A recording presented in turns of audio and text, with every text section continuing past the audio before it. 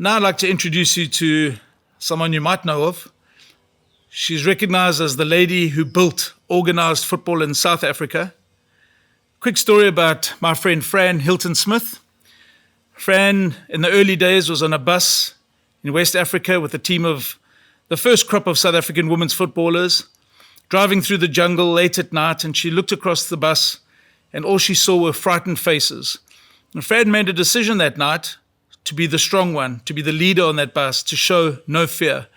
And that's something that we all know on the football field, you never do. You show no fear. Since that day, Fran has shown no fear. She truly is the epitome of leadership. We're honored to have her on this summit today to share some of her wisdom, her knowledge, and her 30 years experience of running women's football in South Africa. Welcome, Fran. Fran, it's always good to see you again. If you can give us an idea of the current ranking of some of the African teams, who are the leading nations in women's football in Africa, and what makes them strong? Why are they in the lead? Well, George, it basically all comes down to how often you play and how well you do. So, of course, the nations that have been playing the most, been there the longest, Nigeria, sitting on 39. That's where they ranked. Cameroon, 51, South Africa, 53, Ghana, 60, Cote d'Ivoire, 63. So it just varies as the teams play. An exciting time now in September as the month draws to a close, having had for the first time ever the Aisha Bukhari Cup in Nigeria, first off, and the top nations competing, Nigeria, Ghana, Cameroon, Mali, and a wonderful tournament, which was made even more wonderful by South Africa beating Nigeria in the final. So we certainly hope this competition continues in the years to come, because if you don't compete, you can't compete. And to compete with Europe, we have to compete in Africa more often. Fran, what do you think are the main problems of getting more and more women involved in football? How do we get more interest in women's football in Southern Africa? Well, always the main point that always comes up is sponsorship. But I think issue that's always been around over the years has been the cultural aspects of girls playing football, getting involved in football. But I think now with many girls starting to play professional, making money, if we just look at South Africa, there's 19 girls playing professional overseas. Parents are starting to change their mind and wanting their girls to play because they can see a future in it now. And also, many women are getting involved in administration, coaching, which is also changing the landscape. Do you think there's enough respect, enough support for women's football, both in the media and in the actual Football Association? Media is the lifeblood of women's football. It's the lifeblood of any sport. And I don't think women get enough coverage, especially in many countries in Africa, for instance, and in the world, because men's football is always the focus. But for me, what I've found is trying to make good friends with newspaper reporters is a big help. And also, if you send them an article and a picture, you often find they're more willing to put it in the newspaper because they don't have to do any work. So we need more media coverage. If you want sponsorship, they want you to be in the media, social, whatever. So it's a crucial lifeblood of any sport. Do you think the women who currently play abroad can have a bigger role in terms of being role models and getting more and more girls involved in local football? I think that's a crucial aspect you're raising, George, is that now with numbers growing, the women that we have playing overseas in the top clubs Barcelona, AC Milan, your SC Sats, your Tembis, your Refilwis.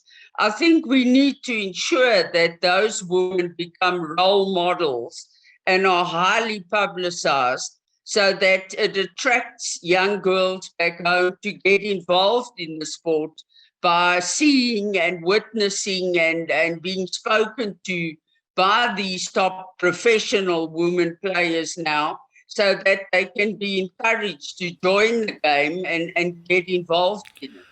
When you look at the future of women's football in Southern Africa, what gives you the biggest hope to bring it to the next level?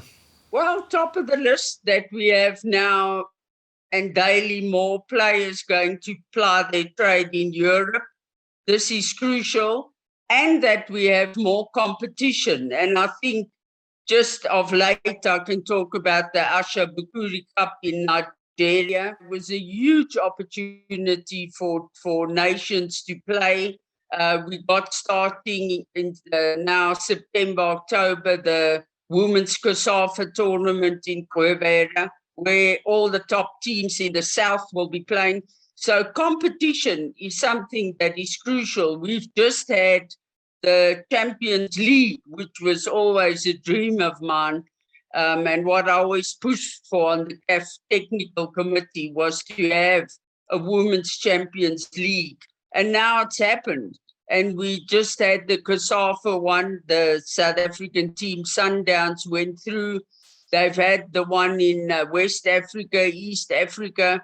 And next month in November will be the African Champion League, where we will find the best team in Africa to go and play in the FIFA Champions League. So this is really a dream come true for many of the teams, the players, myself, and he's taking women's football to the next level because the teams are playing and sponsors then look and see, okay, they're playing, they're on TV, they're out there, let's get involved.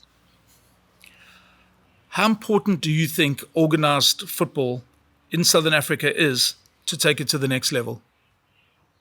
Players playing in leagues is absolutely essential because that's where they compete. And it's only by competing that you get better and get recognized and get scouted. And the Hollywood that's coming on board now for the South African Major League is so crucial because it brings more money into the game.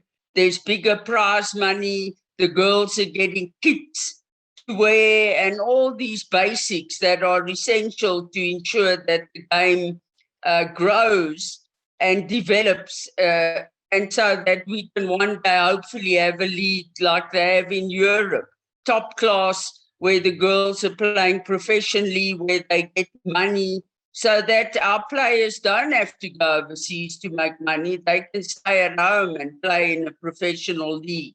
So presently still, the women's football is fairly amateur. There's not many clubs who pay their players. But we hope that with like Hollywood coming in, it will inspire other people to come so that one day the players can make a living out of football in South Africa or in place in Africa. Can you imagine that there will be this league anytime soon, where the ladies earn enough to just play football, full-time professional football? That's the big dream, George, I think, is to have that situation. And there's no reason why we can't have it. It's just a case of people going out there, officials, people looking for sponsorship. You need to have designated people at the federation, in clubs, in government, going out to the companies in South Africa and appealing to them to come on board to sponsor these leagues so that we can have the ideal situation of a girl playing, making a living here in South Africa without having to go and play as it is happening at the moment overseas. But it's going to take a lot of work from people who are experts in marketing. And of course, given the COVID situation and how the economy suffered over the last period. It's a very difficult time to try and get this going. But we must be positive and we must keep pushing for that because it's the cherry on the top. Fran, thank you very much for your insight, your wisdom. I hope we can all learn something from these answers so we can all help play a role in women's football. Well, thank you, George, for those questions. They really are crucial. Thank you for your big interest in women's football. And let's hope that we can continue growing as we are faster and faster to ensure that South African women's football takes its rightful place in the world. We are a sleeping giant, but we're waking up fast.